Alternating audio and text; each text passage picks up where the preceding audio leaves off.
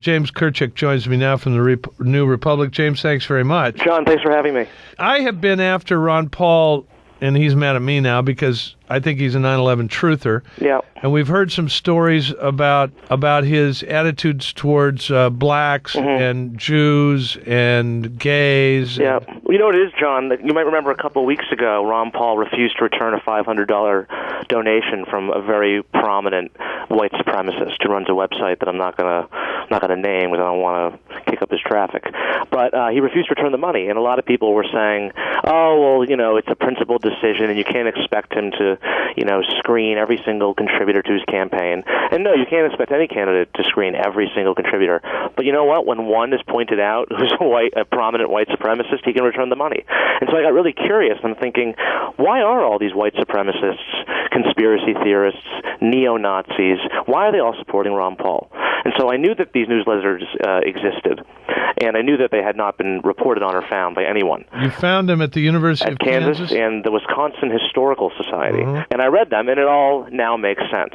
From 1978 onwards, practically every issue is devoted to conspiracy mongering about the Trilateral Commission. I mean, first of all, when someone mentions the Trilateral Commission in nefarious terms, you know that they're a little kooky. And nearly every issue is about the Trilateral Commission, the Council on Foreign Relations, the Bilderbergers. I mean, that's like a real, out there conspiracy theory. The Bohemian Grove, which is a men's social club in Northern California, right, where supposedly Henry Kissinger conducts satanic rituals. What they really do is they get drunk. Right, exactly. And they parade around and they put on these stupid plays. But, right. So anyways, you went in there and you found things like the Ludwig von Mises Institute, which is essentially a neo-Confederate think tank posing as a libertarian organization. In 1995, they hosted a secession conference that Paul spoke at. Paul himself, by the way, in 1994, came out in favor of a separate white state in South Africa. This was, when South Africa was having its first multiracial democratic election. He chose that month, April 1994, when Nelson Mandela was elected. He was predicting a quote, Holocaust against South African whites, and he supported a separate white state for South African whites. He was applauding the downfall of the Soviet Union, but he was saying, well, look, the Soviet Union's breaking up into all of its constituent parts. Why can't the United States do that? So it's a very bizarre strain of libertarianism. I don't consider it libertarianism. It's paleo-libertarianism, really. It's the old right, in a way. Let me read a couple things that you found. In 1992, the Ron Paul Political Report carried a piece called Race Terrorism in America and explained that after the L.A. riots in 92, order was only restored in L.A. when it came time for blacks to pick up their welfare checks 3 days after rioting began. Right. He said America's number one need is an unlimited white checking account for underclass blacks. He was saying that in a mocking way, mocking liberals. Now, I mean, we all are used to people complaining about quotas. Right. And complaining about reverse racism. Right. Does this go beyond this sort of normal stuff that you hear in political dialogue? Well, yeah. I mean, these newsletters are going to be available, first of all, at tnr.com sometime tomorrow. That's our website. I suggest people check it out tomorrow. But, you have to look at this holistically. Ron Paul was talking about race war. It's almost Manson-esque. He sounds like Charles Manson, talking about race war. Racial violence will fill our cities, referring to blacks as animals. During the Adams Morgan riots, which were in Washington, D.C., that's a largely black neighborhood about 15 years ago, he had a little item in his newsletter entitled, Animals Take Over the D.C. Zoo. The D.C. Zoo is in Adams Morgan. How do you feel about Martin Luther King? How did he feel about Martin Luther King? Well, he said Martin Luther King was a homosexual pedophile. He said that when Al Sharpton said that New York City should be named after Martin Luther King, Paul replied, well, I think we should call it Welfaria, Zooville, Rapetown, Dirtburg, or Lazyopolis. He thought were better terms. He said that Martin Luther King was a world-class philanderer who beat up his paramours. He also had nice things to say about David Duke. And again, I interviewed David Duke for this story. And David Duke, he says he doesn't endorse Ron Paul, but he essentially has. If you check out his website, he's been very supportive of Ron Paul. You want to know why David Duke is supporting Ron Paul? It's because Ron Paul was supporting David Duke when he ran for governor of Louisiana about 15 years ago.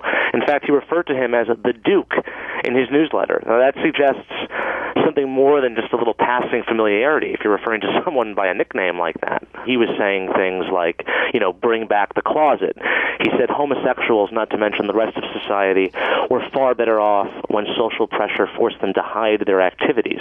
It doesn't sound like a libertarian to me. Also, for a doctor, he had some very strange theories about AIDS. I mean, he said that AIDS could be passed casually through, saliva, or he said that AIDS people should be, he was touting books by people who said that AIDS patients should be quarantined. This is in 1991. I mean, Mike Huckabee got into trouble for saying things far less offensive than what Ron Paul said about AIDS, and he said those in 1992. Well, here you have a medical doctor, Ron Paul, who's saying these absurd things about how AIDS can be transmitted. What about his fascination with the militias? That too. I mean, 4 months before the Oklahoma City bombing, he was reprinting advice from a militia newsletter in which this militia leader was telling people, don't use your phones, and don't lock all your guns up in the same room, and make sure you root out for the ATF plants in your militia. What is the industrial banking political elite? Well, you can probably take a guess at what that is. He talks a lot about that. He's obsessed with Israel. He calls Israel a national socialist. You mean he's talking about Jews? I don't know. I do know that he's obsessed with Israel, and he refers to Israel as a national socialist state, meaning a Nazi state. He implied, he actually just said in 1993 that he thought that perhaps the Israeli Mossad was behind the first World Trade Center bombing. But he couched it, and this is what's very cynical of him. He said, well, a Jewish friend told me that he thought the Mossad was behind it, which is just preposterous on its face. What about the Waco Branch Davidian? Indiana lawyer Linda Thompson. Right. He sort of propagated her theories, right. Which were what? Which is that Clinton orchestrated Waco to kill several ATF agents who had been his bodyguards. Linda Thompson is also the creator of the Clinton body count, which is this list that's popular amongst the real fever swamps of the right, which purports to show about 50 people tangentially related to the Clintons that they had killed to facilitate their rise in national politics. So what is it that doesn't add up about Ron Paul's campaign today with what you know about his history? Well, I mean, look, I'm a young person, and I can understand the frustration that a lot of young people feel in politics right now, and you can see it in the support that Ron Paul is gaining amongst young people. They're at all his rallies. He talks about it all the time. I think that young people need to read this article, and they need to really question what this man stands for and what he's really about. I think Ron Paul speaks two languages. He speaks one language in the debates and one language to the mainstream media. But as you'll see in my article when it comes out, he's been speaking another language for about 25 years to the extreme right wing in this country. Listen, I consider myself something of a conservative. I don't sign up with this stuff. No, of course not. James Kirchick, thanks a lot, New Republic. Ron Paul doesn't want to talk to me. Guess what? I don't want to talk to him. I don't want him on my network. I don't want him on my show. I don't want him as my president. If I lived in his district in Texas, I wouldn't want him as my congressman. Dirty bigot. He's got a lot of problems, that guy. Goes way beyond conservatism. This is what we call out where the buses don't run. Brent in Davenport, Iowa. I've been listening to conservative talk shows since I was 18. I'm 37 now. Who cares?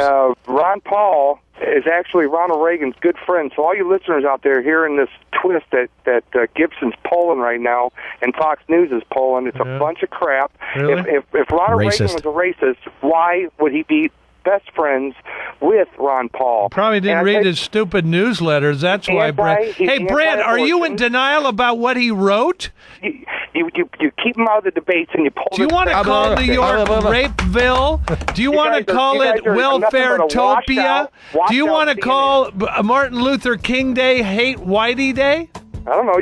The left calls Rush Limbaugh racist. Nazi scum. You Ron Paul people, you better pick it up tomorrow. Check it out. I'm sorry, but all questions must be submitted in writing. Email John now. GibsonRadio@foxnews.com.